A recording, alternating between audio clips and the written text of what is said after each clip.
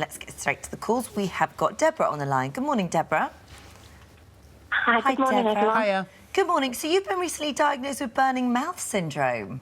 I have, yes, last week. Gosh, OK, that sounds awful. So what is it you want to ask our doctors about? I just wanted to know whether there's any other alternative medicines I could use. I've tried the two medications that the consultants have tried, but I have some awful side effects which I can't function in work with. I drive, I'm a nurse, and I have to make safeguarding decisions, and it was just making me too drowsy with the high dose that I was on. Right, OK. Yeah, that's What is it? What causes it? Burning mouth syndrome is a complex pain condition. And Deborah and I had a long chat about this because she's got quite a long history.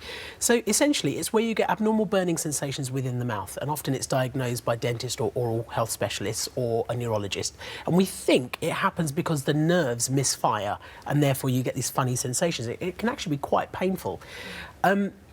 It can be primary when it happens due to no reason at all, or it can be secondary to another condition. So a lot of people are investigated for things like dry mouth conditions, diabetes, because it can be a result of that. Now, Deborah's has loads of investigations. She's also had a scan, an MRI scan done of the brain, which has shown some abnormalities, which may or may not be related. Narrowing of the veins. Narrowing of the veins, and she's got some changes within the brain itself. Now, if you scanned all of us, 10% of us would have changes.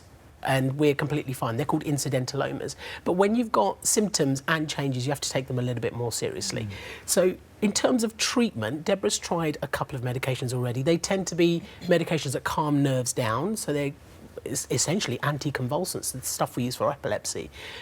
It's not unusual to have to try lots of different types before you find one that works for you, because they can be quite significant side effects. And she wants to think about trying alternative therapy. I would say anybody that's got a complex pain condition, lots of people try alternative therapy, and there's nothing wrong with that. Just bear in mind that the evidence for a lot of them isn't that great. So go in with an open mind, and actually the placebo effect might be what's doing the trick for you rather than the treatment. In her case, and Deborah, we had a chat earlier, what I would say is, given that you've got MRI changes, given that you've tried some medications from your GP already, I would urge your GP now to refer you to a neurologist, because I think you may need further specialist testing just to rule out other conditions. I had a very similar thing and I had to go to a neurologist. I've got changes on my MRI, but we think it's just incidental. So I think you probably need to have that investigated a bit more. All right. Thank you very much indeed, Deborah. All right. Thank you.